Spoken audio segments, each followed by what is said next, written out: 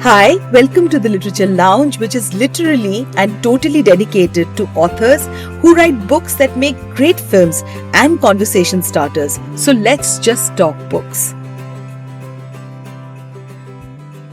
Hi, in today's episode, we have with us Ashutosh Garg, who's a seasoned corporate professional with 25 years of experience, including 17 years at ITC Limited. Well, I also have a history with ITC and 8 years in the aerospace industry. He founded Guardian Pharmacy, which he's going to tell us a lot about, India's second largest pharmacy chain, and introduced GNC as a nutraceutical partner in India. As a certified executive coach, he mentors several CEOs in India. He has served as a director of the Gavi Vaccine Alliance and chairman of Bitstorm, a startup incubator at IIM Rohtak. Recognized as a global leader for tomorrow by the World Economic Forum, he is an active member of the Young Presidents Organization and the Indus Entrepreneurs Die. Now, hold your breath. He has authored 6 best-selling books. My God. And contributes regularly to various online publications. Welcome, Ashutosh. I already feel very dwarfed. With 6 books under your belt and so much, how do you manage all of this?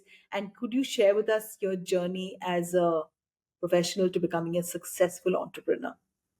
Thank you, Mohua, very much for inviting me on your very, very popular and well received show. Um, and thank you for the very kind introduction. Let me start with your first question, which is my own journey. So I was 1979 batch from Jamnalal Bajaj, 17 years with ITC. When I was transferred by ITC to Singapore, I spent 7 years there building a big international presence for ITC. Then I quit the corporate world, moved into aerospace, then became an entrepreneur, founded Guardian Pharmacy, which you already mentioned. And I became an entrepreneur when I was 46. So people said it was too late in life. No. I'm now 67. So life has a way of giving you lots of opportunities, and I've been the first person to take all opportunities I've got with grateful hands. I'm also an author, and I've been fortunate enough to serve on some amazing boards. But one in a very interesting board that I served on was the Global Alliance for Vaccines and Immunization. And vaccine became very critical during the pandemic. So I was regularly on the CNN News 18 show almost every third, fourth day, pontificating on vaccines and something silly like that. So that's my quick background. What inspired you to find Guardian Pharmacy? And tell me a little about the challenges that you faced in growing it to becoming the second largest pharmacy chain in India. I mean, this is no small feat. How did you do that, Ashutosh? Thank you. Thank you, Mama. That's an interesting question you've asked me. So, 19, let me give you an anecdote. 2003, I was in aerospace and I was traveling 22 days a month around the world. And when I was flying, I remember this one trip, I was in Singapore, then I was in Taiwan, I was in Hong Kong, and after 5, 6 other cities, I was in Seoul. And this was in 2003. I was lying in my bed at 6 o'clock in the morning looking at the ceiling, and I couldn't remember which country I was in. I called my wife and I said, time to leave because now this is getting too stressful. So I quit, had no idea what I'm going to do, came back, and as I started wrote in my first book on the 1st of April 2003, I realized I joined the ranks of the educated unemployed in India. After that, we looked at various options. I said, let me do this, let me do that. God had been kind. I'd been able to earn reasonable amounts of money as an expatriate around the world. And that's when I started to say that a pharmacy is something which is not something which is not something that is not known by Indians. I mean, there are 800,000 neighborhood chemists and druggists in every city, every village of India. But I said, this is the time to organize this.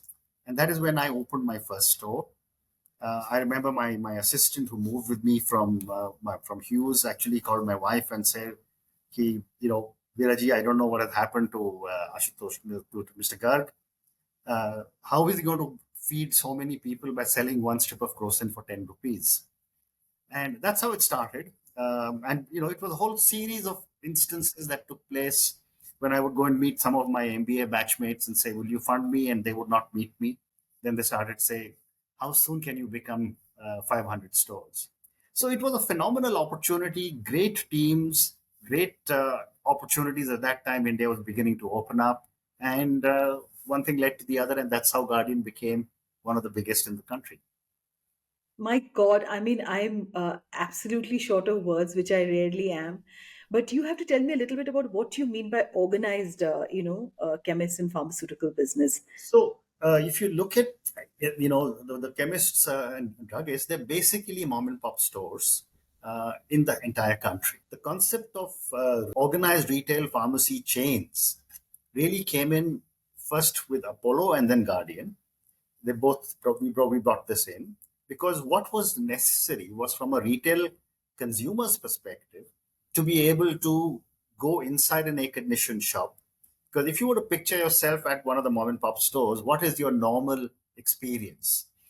Come hail, sunshine, you stand outside at the counter, you ask for a bottle of glycodin, and you get a dirty bottle. He takes a dirty cloth, cleans it, puts it into a newspaper envelope in which he blows to open the envelope. Everything that he does or the chemist does is not something which is really hygienic. And we said, let's start to make a change. The second thing was that we said that 30% of the medicines then sold in India were either fake or underpowered. And we said, therefore, let us bring in 100% reliability, which we built into the logo of the company. And that is how the whole process started. And then one thing led to the other. Congratulations, Ashutosh, because I think this is such a need, especially with so many people really not knowing when they buy their medications on the medicines that are actually not allowed to be sold anymore. They are sold in a lot of these unorganized, stores. So congratulations on that. And India is definitely battling with so many diseases, and we definitely need more pharmacies like yours. So now you need to tell me a little bit about the writing part. I mean, you've written several, okay, for my listeners, not one, several best selling books. So could you just tell us a little bit about the writing process and where do you draw this inspiration from? I mean, you've traveled all over the world, you've gone ahead and, built this absolutely mega pharmacy business. And then on top of that, you're an author.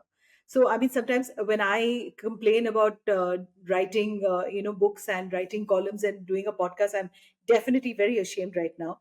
You'll have to tell me, how do you do that? So, Mohua, I've always written from the time I was a child. I've written, and I used to write letters to the editor. And I always remember I interviewed on my podcast Jag Suraya, and you're too young, but you may remember there used to be a magazine called Junior Statesman. Oh yes, I love Jaksuraya. So Junior Statesman, and I wrote a letter to him, and I remember getting the first prize, and it was 100 rupees. And 100 rupees in remember in the early 80s or late 70s was a very large sum of money.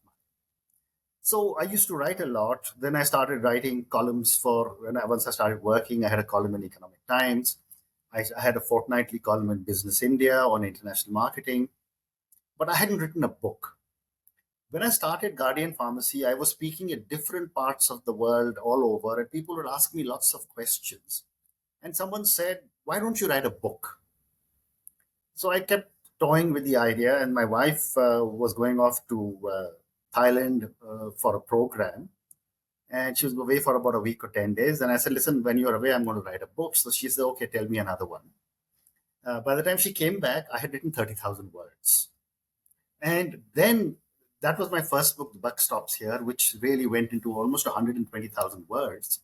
And once I'd written my first book, then somehow the whole fear of writing went away from me. And I've got not six, but book that we're going to talk about is my ninth book. And it's just something that I keep doing and enjoy writing. So I've always said that writing is something which everyone must do. and you have such an amazing track record of everything that you have done. Writing has to be done because you want to leave a legacy, because you want to leave your thoughts, and not because you want to say, I want to make money out of it. Once you take that as your paradigm, then you will be able to write. So, my new book has come out, which we're going to talk about, and I'm working on my next one. You've said something that has really touched my heart, that, you don't write for money ever. You Yeah. write because you want to leave your thoughts behind, and you hope that you touch those words touch another person, Mm. especially your reader. So let's just Correct. talk a little bit about your book, The Seven Chakras of Management, which applies principles from the Indian scriptures, which I mean, I also had done another podcast, and I really believe that the more I am growing older, the Indian scriptures just does really come into play when you are challenged with a situation. But we've not had any book really talking a lot about it, to business management. So can you just tell us a little bit about this, and for you to come up with this entire concept, which I think everybody needs to know, that there are gems in our Indian scriptures. So tell me a Absolutely. little bit, Ashutosh, about this. Thank you for asking me this question, Noah. When the pandemic started in 2020, someone sent me a link from the Harvard Divinity School to say there was an online program on Hinduism. And I was always wanting to explore, and I guess it's also a stage of life that one is at, where someone says, okay, let me understand my own roots. So when I went to register for that one program, I realized it's an 8-month, 7-module program on the 7 major religions of the world. And these are Christianity, Judaism, Islam, Hinduism, Sikhism, Jainism, and Buddhism. So I did this 8-month program. I passed an exam. I was able to say that I passed all of them with flying colors. And 4 of these 7 religions come from India, which is why they are referred to as Indic, coming out of India. And, your viewers and listeners must appreciate that India is really the treasure trove of knowledge, is the reservoir of knowledge. And it is written in over thousands of years, that everything that we have. So I said, let me start to read now. I can't say that I'm an expert in any of these things, but I did read extensively extracts. I don't understand Sanskrit, but I did read in English. So I drew upon the Vedas, the Upanishads, the Mahabharata, the Ramayana, the Gita, and then I also looked at Chanakya. And Chanakya is because I'm a great follower of Chanakya, Niti Shastra and Arth Shastra. And I said, let us start to draw lessons from this particular, all our scriptures. And then I said, let us relate these to the human body. Now, you will know that in the human body, there are 7 chakras, you know, Yes. the head, the forehead, the neck, the heart, and, the 7 of them. And these are really the nerve points in our bodies. So I said, let me relate these to 7 similar nodes in a corporate world, and let me start to address interesting challenges that each one of us as individuals face. So I'll give you an interesting example. Anger management is something that a lot of us talk about. And, when you're younger, you tend to get angry more often. When you get to my age, you appreciate there is no need to get angry because the only one who's getting impacted is you and me. It's yourself only. So I said, let's look at where in our scriptures there's anger. And there are 2 very interesting stories. In the Ramayana, when Lord Ram was standing uh, at the shores of India to cross over, he had asked his Vanar Sena to build a bridge. And every time they would put the stone, it would sink in the water. 3 days this carried on, and then he got angry and he told Lakshman, bring my bow and arrow and bring my fire arrow, and I'm going to dry up the ocean. The moment he said that, Varun Devta was there at his feet and said, no, please don't do that.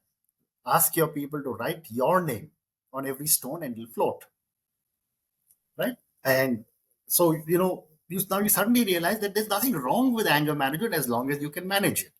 Another one from the Mahabharata, Lord Krishna had given a boon to his Bua that he would not, that, his Bua had a child who was born with multiple hands and feet. And the moment he picked up the child, that child got cured. So when the curse was that whoever cures the child will also be the destroyer of the child.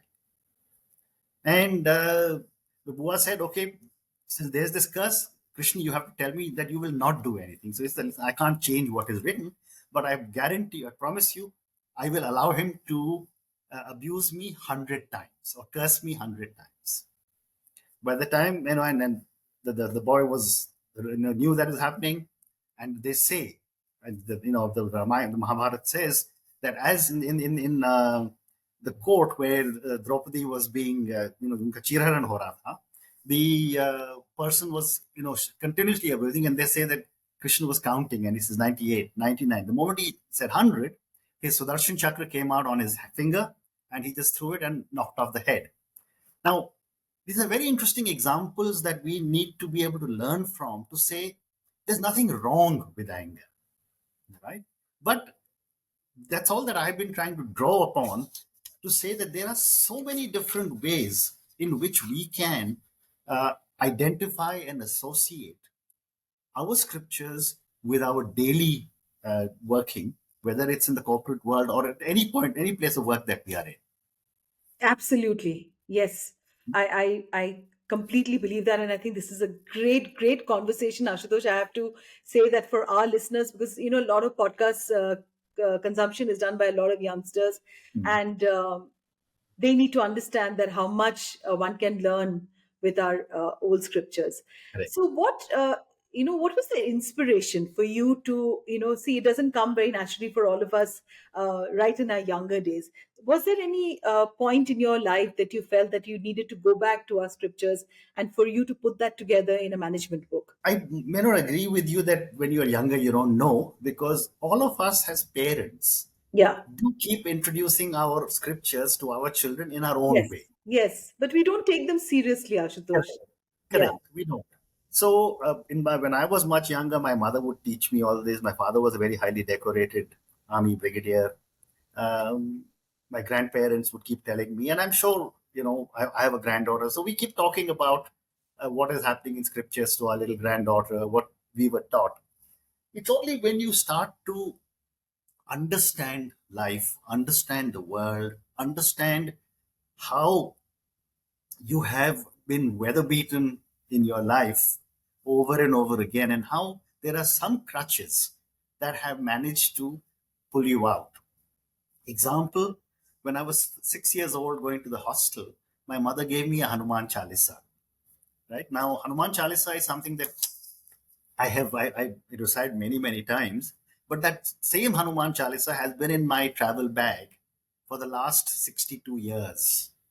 And it still stays with me and it still goes. So it reminds me of my mother, but more importantly, it's a crutch that I have. So if I'm in a plane which is going through turbulence, I will recite the Hanuman Chalisa to myself, and suddenly I will realize that hey, this is something that I can um, close my eyes, think about something, and I just assume that the challenges that I'm faced will go away.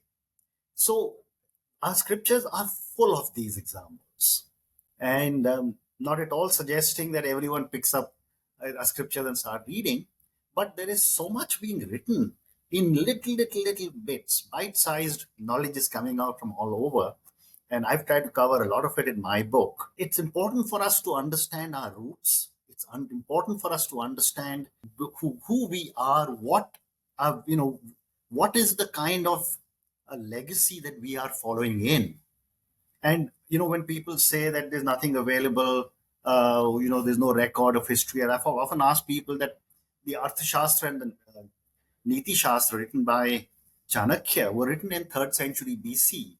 But it's not 3rd century BC. If it could be so evolved in the 3rd century BC, can you imagine how further back our civilization must have gone for someone to write such a treatise 2500 years ago, which is still as relevant today? So I would just urge everyone to have a look at what is written, to start to understand and appreciate. Amazing. So, how do you decide, which elements of the ancient scriptures, to integrate into contemporary management practices? Having been with ITC in the past, and then, into the aerospace business, and then, of course, running your own pharmaceutical business, you have to tell me a little bit about this. Certainly. So, if you look at some of the chakras, let's take one chakra, which is the Muladhara chakra or the root chakra. Yeah. That's all about laying the foundation and creating stability, which is crucial for any organization. There's the heart chakra or the Anahata chakra, which emphasizes emotional intelligence and accountability, vital for effective leadership. There is the throat chakra, which can be effectively applied in modern organizational setting. The throat chakra, which is here, is associated with communication and authenticity.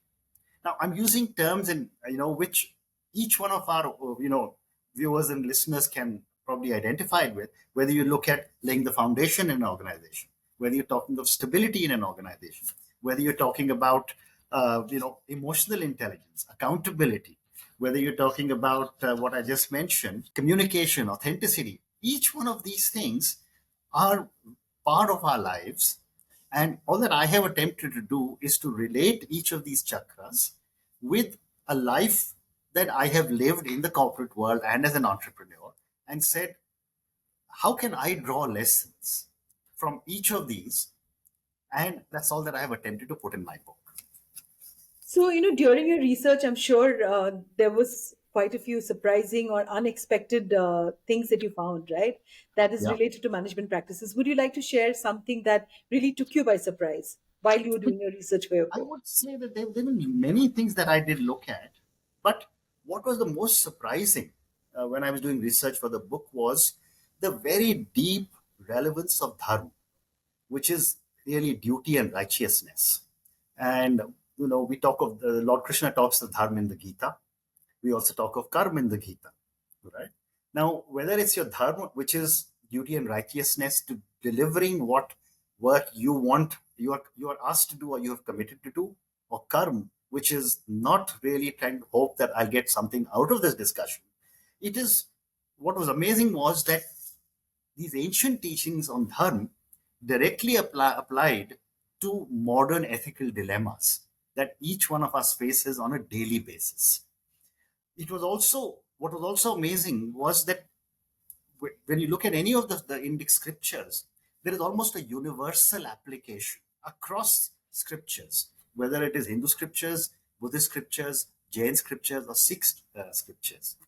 There is tremendous depth of insight, which is depth and relevance of the ancient philosophies in addressing contemporary business issues like leadership integrity, team dynamics, and strategic thinking.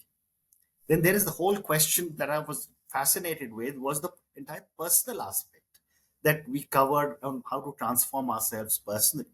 And finally, there was this whole question of how receptive and the audience is, when, in spite of the fact that we are such a culturally diverse country. So, what is very important is to understand whenever, as I was researching this book, I started to realize that it's nothing like, oh, this is 3,000 years old.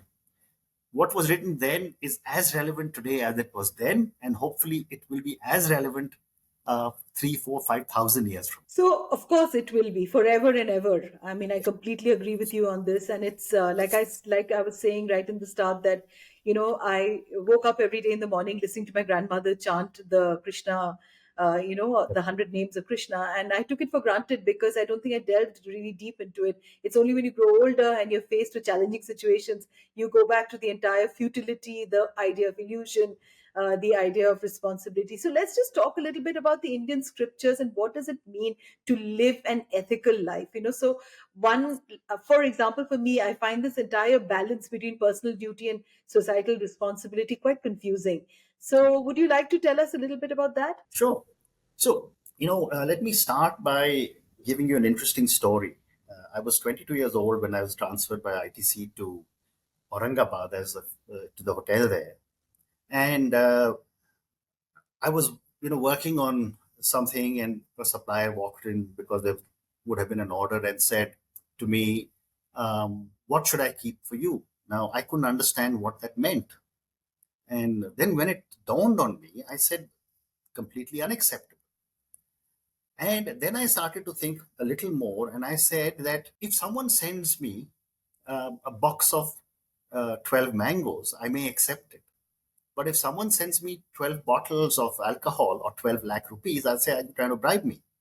So, therefore, ethics is something which is very personal, which is very, what I refer to as threshold of conscience that each one of us has. And what is described in our scriptures is, once again, I'm going to use the term dharma, adhering to the principles of dharma, which signifies righteous duty and moral responsibility. Uh, our scriptures also emphasize the importance of integrity, honesty, and compassion in both our professional and personal lives, and balancing our personal duties and societal responsibilities require a very holistic understanding of our own role and purpose. So I think what is most important in our scriptures is that we are the center of our own lives. That phrase of aham brahman, which is I am at the center. I am brahman, which is I am the universe. That is so central to each one of us in our lives. So the Bhagavad Gita also talks a little bit about selfless action and the pursuit of a higher purpose beyond personal gain. And once, if you're able to align our personal goals with the greater good of individuals for achieving a really harmonious kind of a life, what more could we do to achieve a fulfilling and ethical life? My God, I mean, like I said, I'm stupefied when you speak about this because it's so true. But I'd like you to go back into this entire concept that you spoke about alcohol and mangoes.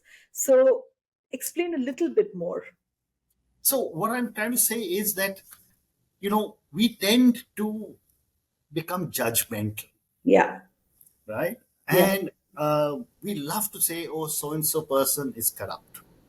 Now, he or she may be corrupt in our eyes because our own understanding Of of the what word. is not ethical Yeah. may be different from the other person. So I may accept a box of sweets or a diary on New Year, or maybe something really small, and someone else may say, okay, I'm going to accept something much bigger. Now, to me, that is not right. But technically, neither is taking a box of sweets nor is taking a diary right, because there is some kind of a quid pro quo that is associated with whether it's a diary or a calendar. So, all that I'm saying is we need to be able to lead our lives based on our own ethics and not judge anyone else. And I'd love to give you an example, a story that my father always told me was that every morning when you're standing in front of the mirror shaving, if you can look at yourself in your eyes and say to yourself, yesterday I did not knowingly harm anybody, I did not knowingly do anything wrong. That is the only justification you need to give to yourself and to society. So that is what I mean when I say that whatever judgments we tend to keep on delivering in our minds or to our friends about a third person are wrong. We need to be able to judge only ourselves. Thank you so much. Thank you so much. So, you know what? I will also ask you, how do businesses very effectively balance all the seven chakras? That's not, it seems very utopian, for optimal growth and success. As you suggested in the book, it seems, like I said, very utopian. So, I think, we'd really like you to share a little bit about your thoughts on that.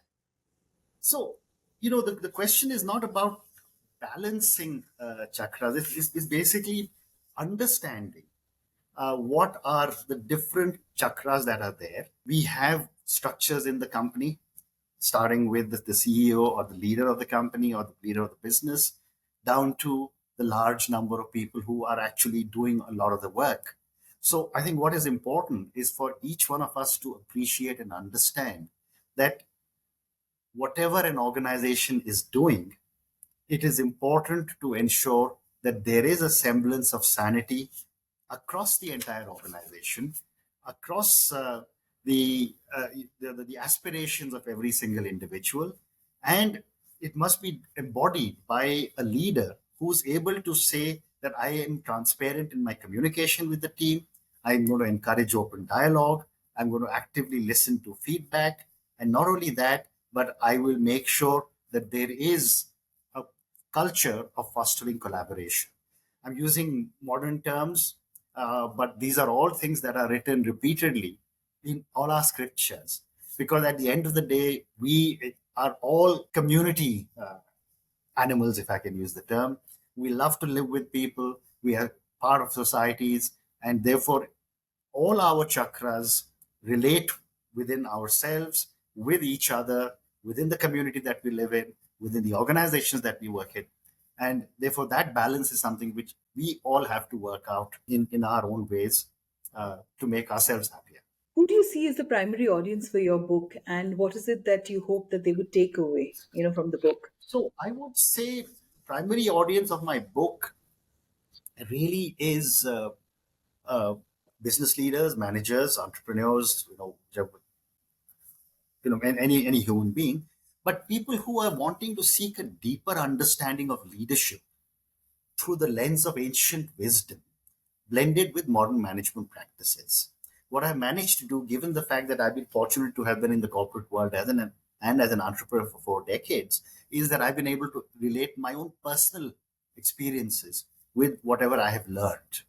Uh, my book also hopes to be able to provide a unique perspective on leadership that combines spiritual insights with practical management strategies. We can talk about who the target audience is, but there could be aspiring or established managers, business leaders. What could be some of the core lessons? I hope readers will appreciate the integration of traditional spiritual insights and contemporary management practices so that they can lead their own lives and do their work more effectively. And I sincerely hope that I will be able to see a much, much more holistic development amongst people who read my book in their own lives. And the last question that Ashutosh, I would really like you to answer is that you're a certified executive coach, right? And you must be coming across a whole lot of CEOs. What is it that you think are the common challenges that CEOs face in India, and how do you guide them forward? I mean, we're talking today a lot about mental health, and mental health is like screaming at us from all places, every corner. For the first time, I think we have all coming to understand terms that was not at all recognized also in the earlier days when we were pursuing our days of working. So what do you think is those the most primary challenges that CEOs face?